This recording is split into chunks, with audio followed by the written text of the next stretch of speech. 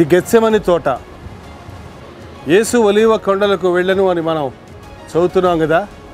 ఒలీవ కొండలలోని ఒక భాగమే గెత్సెమని తోట. యేసుక్రీస్తు ఇదే గెత్సెమని తోటలో మోకాళ్ళుని ప్రార్థించినప్పుడు, తండ్రి నా చిత్తము కాదు నీ చిత్తమే జరగనిమ్ము అని ప్రార్థించినప్పుడు ఆయన చెమట నేల పడుతున్న గొప్ప రక్త బిందువు వలె ఆయను అని చెప్పబడినది ఇక్కడే. యేసుక్రీస్తు యొక్క రక్తధారలు మనల్ని శుద్ధి చేయుటకే సిద్ధంగా ఉన్నాయి.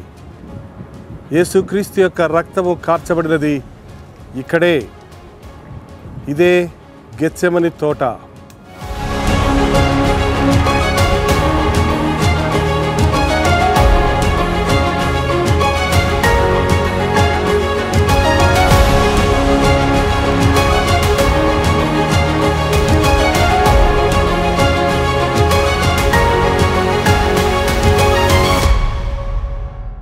ఇదే గెత్సెమని తోట యేసు ప్రభు ప్రార్థించిన స్థలంగా ఎంచబడుతుంది.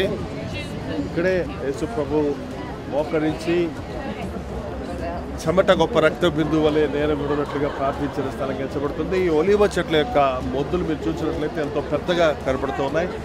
అది ఎన్నో శతాబ్దాలుగా సంవత్సరాలుగా ఉన్న చెట్లుగా కూడా కనపడుతూ ఉన్నాయి. ఇందులో ఉన్నటువంటి ఒలీవ చెట్లో ఉన్న గొప్పతనం ఏంటంటే, ఒకవేళ ఒక బ్రాంచ్ కట్ అయినా కూడా మరలా తిరిగి అది మొలుస్తూనే ఉంటుంది. కాబట్టి ఈ యొక్క పైకి కనబడే చెట్టు యేసుప్రభు నుంచి ఉన్నప్పుడు నుంచి ఉండకపోయినప్పటికీ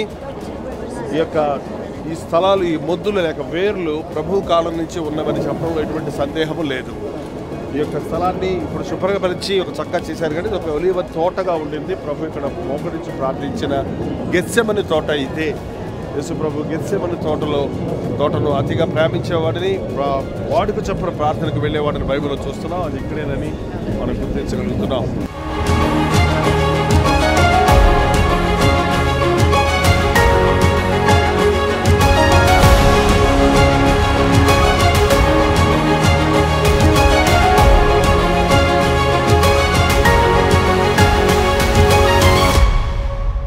షాలోమ్, హల్లెలూయా. యెరూషలేము పట్టణంలో నుండి నేను మీతో మాట్లాడుతూ ఉన్నాను. నా వెనుక ఉన్నది గెత్సెమని చర్చ్. ఇదిగో ప్రక్కనే ఉన్నది గెత్సెమని తోట. యేసుప్రభు ఈ లోకంలో ఉన్నప్పుడు ఎక్కువగా ప్రేమించిన ప్రార్థనా స్థలము ఈ ఒలీవల చెట్లతో నిండిన గెత్సెమని తోట. యేసుప్రభు తను అప్పగించబడిన రాత్రి ఇక్కడ ప్రార్థిస్తుండగా మరింత వేదన పడి ప్రార్థించినప్పుడు ఆయన చెమట గొప్ప రక్త బిందువు వలె నేలను పడిను అని చెప్పబడింది. ఇదే స్థలంలో ఆ గెత్సెమని తోటలోనే ఆయన ప్రార్థించారు. దానికి గుర్తుగా ఇక్కడ ఒక అందమైన ఆలయం కట్టబడింది.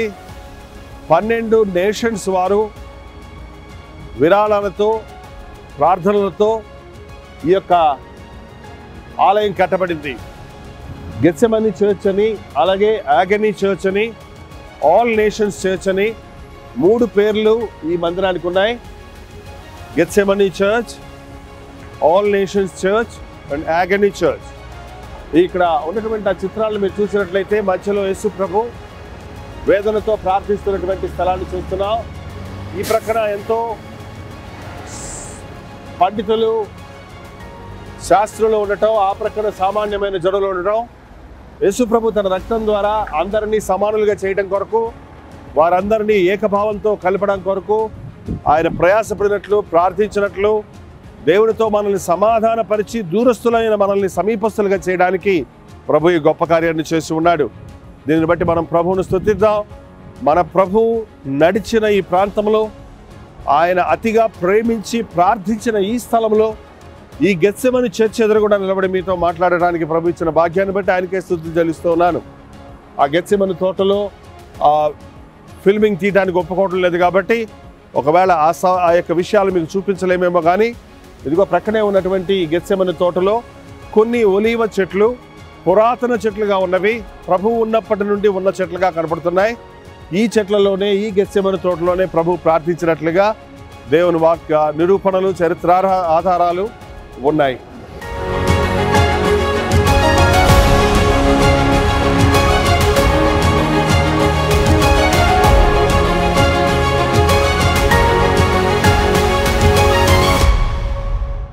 ఇది గెత్సెమని తోట. మన ప్రభు ఇదే స్థలంలో అనేక రాత్రులు మోకరించి ప్రార్థించేవాడిని మనం దేవుని వాక్యంలో చదువుతున్నాం. ఆయన అప్పగించబడిన రాత్రి కూడా ఇదే తోటలో ఆయన ప్రార్థించి, తండ్రి నా చిత్తము కాదు నీ చిత్తమే సిద్ధించునుగాక అని మొరపెట్టి ఉన్నాడు. ఆయన చెమట నేల పడుతున్న గొప్ప రక్త బిందువుల వలె ఆయను అని దేవుని వాక్యం సెలవిస్తూ ఉంది. యేసుక్రీస్తు మన కొరకు తన రక్తాన్ని చిందించి తన ప్రాణాన్ని అర్పించి ఉన్నాడు. ఆయన ప్రార్థనా స్థలముగా ఈ స్థలం ఉన్నది. ఇన్ని సంవత్సరముల తర్వాత ఇంకనూ ఈ గెత్సెమనెలో ఈ ఒలీవ చెట్లు అలాగే ఉండటం, ఇది కొద్దిగా చక్కగా తీర్చిదిద్దబడినప్పటికీ గుబురుగా ఉన్నటువంటి ఈ ఏకాంత స్థలములో ప్రభువు అనేక రాత్రులు ప్రార్థించేవాడు. అటువంటి ప్రార్థన దేవుడు మనకును ఇచ్చునుగాక.